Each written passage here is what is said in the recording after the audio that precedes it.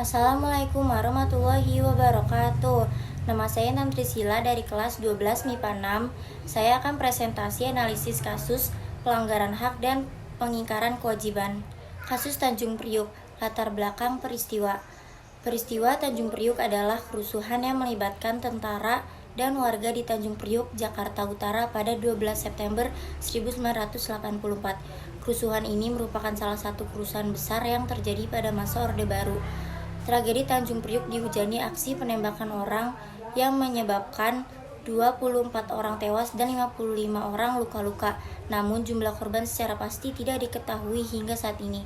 Dilansir dari dokumen Komnas HAM, demonstrasi penolakan terhadap Pancasila sebagai asas tunggal berakar pada aksi kekerasan dan penahanan terhadap 4 warga, yaitu Asmat Sani, Syahwan Sulaiman, Syarifuddin Rambe, dan Muhammad Nur. 4 orang itu ditahan setelah sebelumnya terdapat aksi pembakaran sepeda motor Babansia. Pembakaran terjadi setelah masyarakat mendengar ada aksi provokasi yang dilakukan oknum tentara di sebuah masjid. Kabar beredar semakin liar dan menyebabkan masyarakat setempat marah.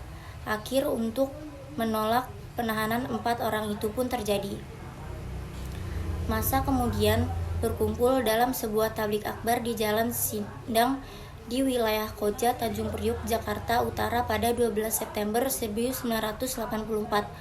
Amir Biki, salah satu seorang tokoh masyarakat, dalam ceramahnya menuntut pembebasan 4 orang itu yang juga jemaah Musola As-Sadah. Amir Biki memimpin massa untuk mendatangi Komando Distrik Militer Jakarta Utara.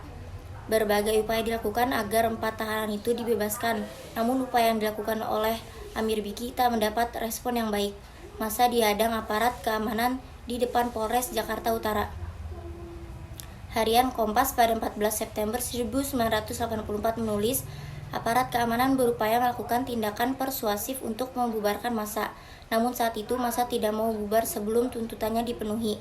Bahkan menurut Panglima Komando Operasi Pemulihan Keamanan dan Ketertiban LB, Moerdani, dari arah massa yang berdemonstrasi terhadap sejumlah provokator yang membuat senjata tajam dan bensin.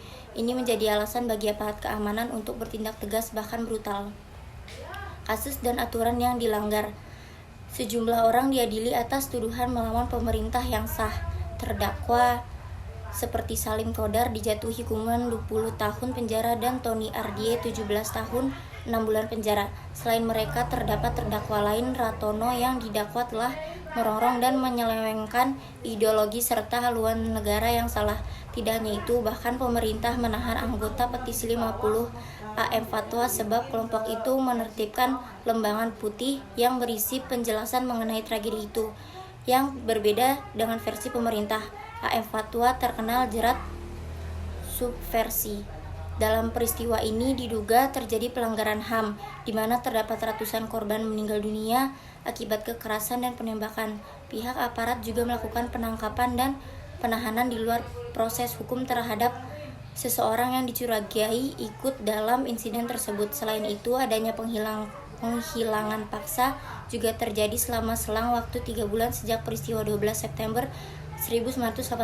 Saat itu korban ditangkap dan ditahan secara semena-mena tanpa ada surat pemberitahuan kepada pihak keluarga dan tanpa alasan yang jelas. Selain dalam penangkapan dan penahanan, dalam persidangan juga ditemukan ketidakjujuran selama prosesi.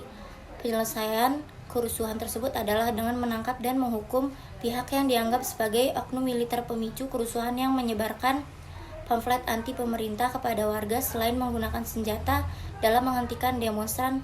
Namun penyelesaian tersebut bukanlah solusi ideal karena masih menyisakan sejumlah misteri. Sekian presentasi dari saya. Wassalamualaikum warahmatullahi wabarakatuh.